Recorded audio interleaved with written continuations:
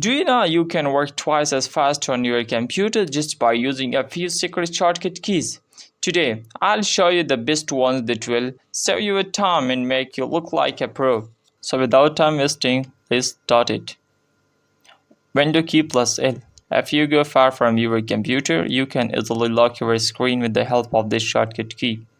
Window key plus L. It will lock your computer system. Window key plus numbers. If you want to open a Paint program, press Window plus numbers. For example, I want to open my Firefox browser, so I will press Window key plus 3.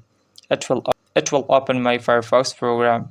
It is on number 3. Window key plus arrow keys to move your screen left, right, minimize or maximize.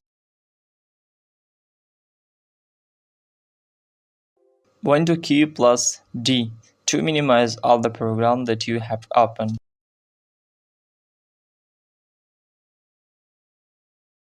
Window key plus E to open File Explorer.